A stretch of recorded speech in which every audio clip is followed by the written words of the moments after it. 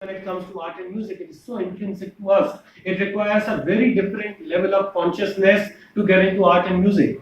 But here again, when I did a little more search, I was actually taken aback because there's a gentleman called David Cope, and David Cope worked on something which is called EMI.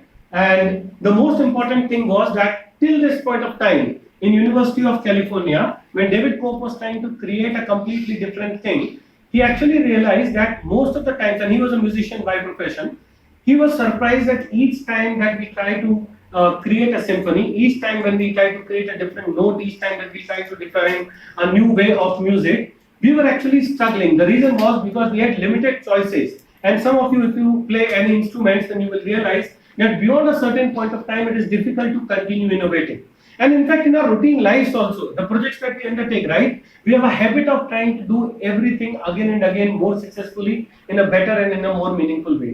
But what was changing at this point of time was that art and music, something which required a very high level of consciousness, was actually being challenged by the machines. Now, when David Cope experimented with it, from human music we transitioned to EMI. EMI is something which was designed and composed by humans, but it was delivered by machines. Which means that I gave a set of instructions, and these set of instructions define the parameters of music. We will play some small 2-minute video clips just to give you a glimpse of that. But what was more astounding was that a couple of years back, a new thing came up which is called EMI.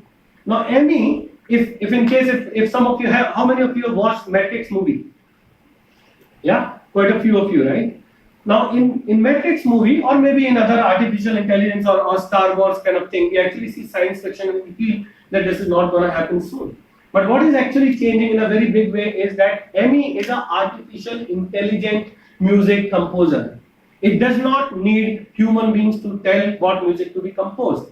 Now, again, it was very surprising because when I was doing research on it, I actually felt that this is something which will take a couple of years to be launched, right? Just go to Amazon, type EMI. You can download, buy the music composed by EMI.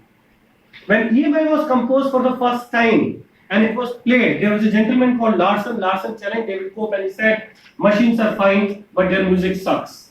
It cannot replace the music which is being played by human beings because it cannot understand the depth of the notes.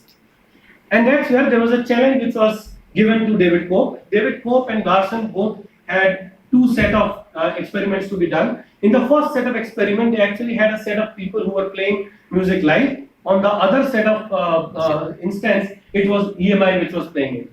The audience was asked to rate which one was played by human beings and which one was played by machine. And you'll be surprised to know that the one which was composed by the machine, most of the people felt this is the one which has been composed by human beings. Right? Now this is the level of precision. But what EMI delivers is even more than that. And why it is most important is that something which is considered so special to humanity that NASA decided to send Beethoven's Symphony, which we feel is something that we just got by chance, by luck, and by having some great musician born on this planet. So we decided to actually send Beethoven's Symphony along with the NASA spacecraft, which is going to travel outside of our solar system. The first ever spacecraft which is going to travel outside of our solar system. Now, what happens there is very, very interesting because they said that this is something very unique to our culture, and any alien should be understanding what we have composed, what we have delivered. Now, this is where the key was that the Beethoven Symphony was also again created by the machine. And here is the video for you.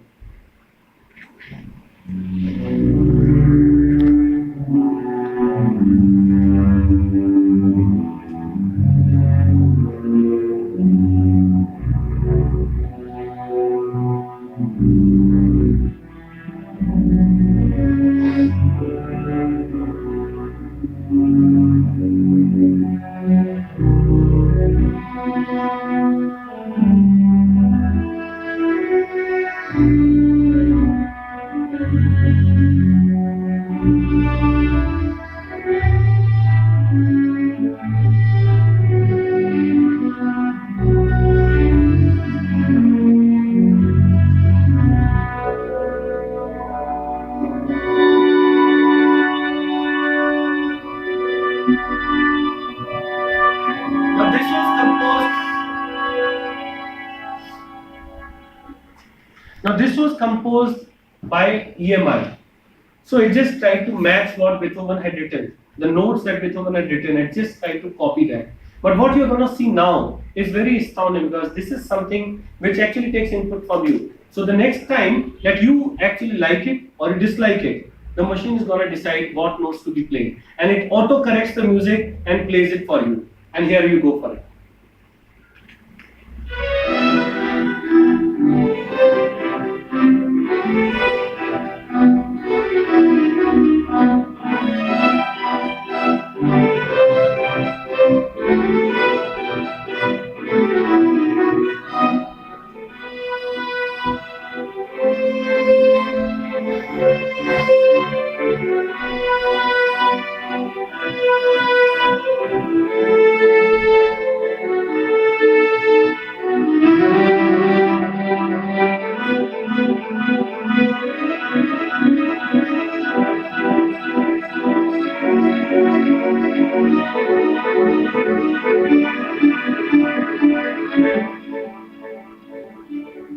Now the most amazing part was that it is not only the music, but also the graphics are designed and delivered, composed, architected, produced, reproduced, re-architected, redesigned by ME.